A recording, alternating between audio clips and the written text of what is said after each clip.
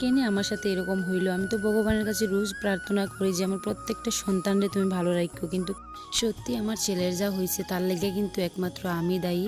কারণ তারা সকাল থেকে দেখো কত সুস্থ স্বাভাবিক আসলো, কিন্তু আমার কারণেই তার এরকম হয়েছে। আমার কারণে তার এত কষ্ট পাইতে লাগছে, সত্যি আমি নিজেরই কিন্তু মাপ করতে পারলাম না। আমার বারবার মনে হয় আমি যদি একটু সাবধান হইতাম তাইলে হয়তো তার এরকম হইতো না। তো দেখো সকালবেলা ঘুম থেকে উঠে কিন্তু তারা তার পাপার সাথে অনেক সুন্দর করে খেলাধুলা করছিল, আর এদিকে কিন্তু বৃষ্টি হওয়ার কারণে মানে বারান্দাটা কীরকম হয়ে গেছিলো, তাই আমি ভাবলাম না একটু গোবর দিয়ে সুন্দর করে লেপিয়া দেয়, তাইলে কিন্তু ধুলাবালিও একটু কম হইব, আর সোনা বাবা তারা কিন্তু সুন্দর করে খেলতেও পারবে। আগে কিন্তু আমি খুব সুন্দর করে গোবর মাটি দিয়ে লেপা মোছা করতাম, কিন্তু জমির থেকে তারা হামাগুড়ি দেওয়া শুরু করছে তখন থেকে কিন্তু আমি গোবর মাটি দিয়ে আর লেপা হয় না, শুধুমাত্র গোবর দিয়ে লেপা নেই, কারণ ধুলাটা একদম মরিয়া যায় গোবর দিয়ে লেপলে, আর তার গায়েও একটু কম লাগে। এদিকে দেখো যেই আমি লেপা মোছা করতে করতে জানালার কাছে আইছি, আমার আওয়াজ শুনতে পেয়ে কিন্তু আমার দুই পাপা জানালা দিকে উকি মারে।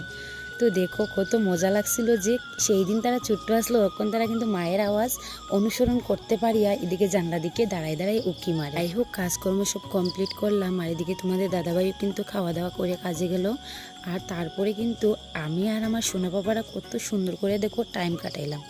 তারপরে রাত্রেবেলা যে আমার এত দুঃখের দিন আইব আমি কিন্তু এটা ভাবছিলাম না।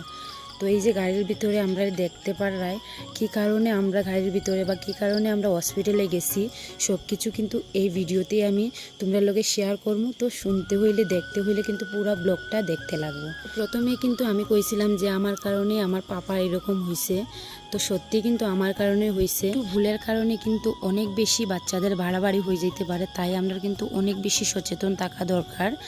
আর সচেতন না থাকার কারণে কিন্তু আজকে আমার এত বড় একটা বিপদ হয়ে গেছে।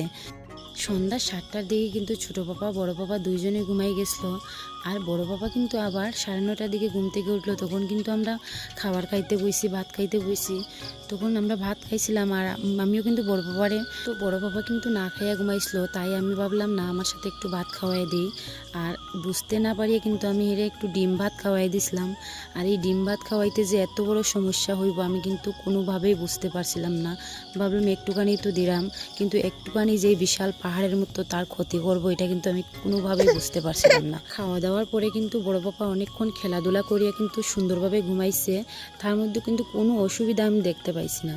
তারপরে কিন্তু আমার মানে একটার দিক থেকে তার শরীরে যেমন একটা অশান্তি, তারপর শরীরটা মানে প্রচণ্ড পরিমাণে ঘামের, আমি প্রথমে দেখতে পাইছি না, তোমাদের দাদাভাই প্রথমে দেখছে যে তার শরীরটা পুরো ঘামিয়ে গেছে, মাথার থেকে জল ঝরতেছে, তখন মানে পাকা দিয়া কারেন্টও গেছিলো গিয়া, পাকা দিয়া বাতাস টাতাস করিয়া দিছে, আমার আর ডাক দিছে না।